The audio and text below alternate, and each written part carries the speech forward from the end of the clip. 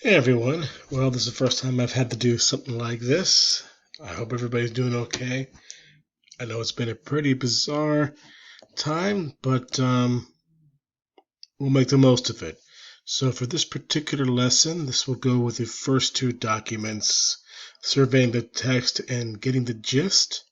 However, this is really only going to cover that first document. The second one I think is pretty self explanatory. So, putting the pieces together, at the end of surveying the text, you're going to make a prediction. So, there are several things they want you to do before that time, okay?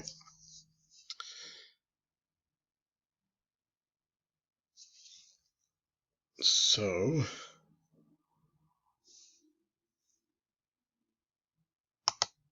at some point, this slide will change. There we go. So, what are text features, right? Text features help the reader make sense of what it is they are reading and are essentially the building blocks for text structure. So authors oftentimes employ things like visuals, charts, graphs, etc. to help make sense of the things that they're trying to say. Moreover, sometimes they put those boldface headings in order to also help you understand what information is going to be talked about or written about or discussed in those areas. I know a lot of this stuff is pretty self-explanatory. You guys probably can do this on your own, but for the sake of, just in case there's someone there who's struggling a bit, we're going to discuss it. So that's text features. All right, so as I said beforehand, they could be things like the title, subtitles, or headings. And there could be visuals, graphs, photos, charts, etc. So in the surveying the text paper, they're going to ask you to list some of these things and maybe explain the information you get from these things. So I'm just trying to point these out to you to make it simple. Relevance. Okay, so one of the questions they're going to ask you is about what does it mean? What does relevance mean? And so when dealing with relevance, you're going to ask these two questions. And yes, these questions are also on your form. Where was the article published? So what was the place it was published at? And when was the article published? So what year was this published, right?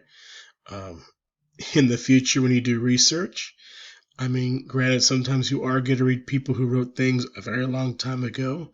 However, when you're discussing current discussions about those things, you want to make sure you're keeping things pretty current, pretty up to date. Bias. Okay, so being biased is kind of lopsided, right? A biased person favors one side or issue over another, while biased can just mean having a preference for one thing over another, right? So, like the picture here says, the fact versus belief. Oftentimes, our beliefs, our personal perspective, helps us decide how we feel about things that are presented to us. So, when you're reading this particular document, you might want to think about what is the author's point of view? How do they feel about this issue? What do you think their perspective is? What side of the issue do they stand on? Right? So when you're doing this paper, when you're thinking about bias, right, you're going to ask this question. And again, the question's on the form. So what do you think the author's opinion is about the topic?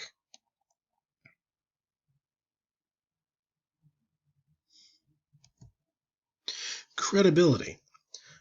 All right, so credibility means the quality of being believed or accepted as true, real, or honest, right?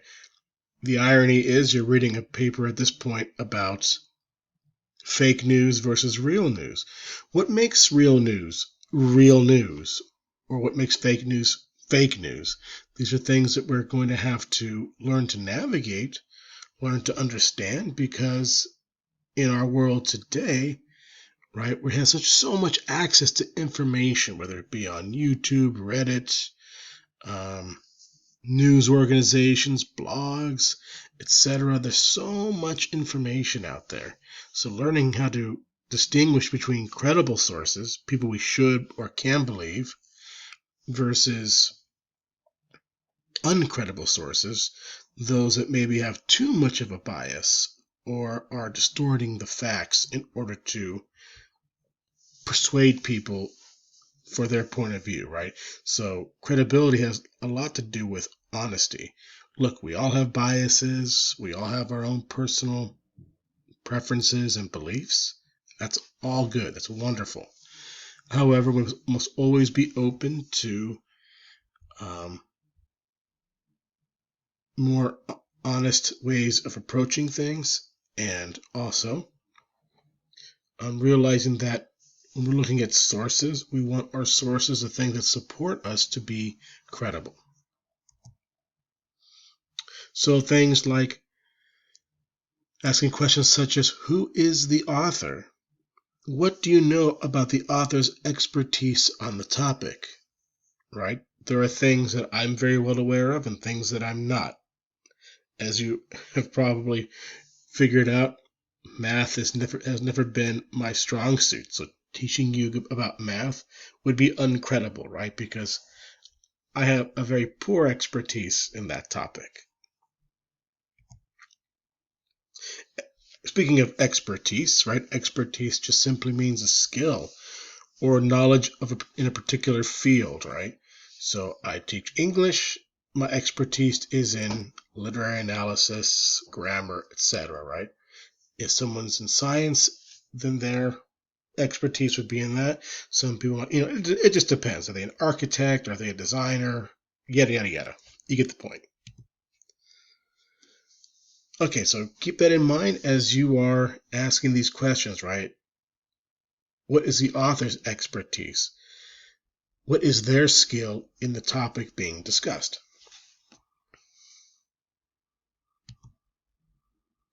Okay, so you'll find the information here. You open the blue folder entitled Days 1 through 5 LDS Lessons. LDS stands for Local District South. You'll find in that folder the PDF Real News Reports on Fake News as people try to figure out the difference, and that's a mouthful. And then you can complete the Survey the Text sheet in the folder and submit the document by Tuesday, March 31st, 2020.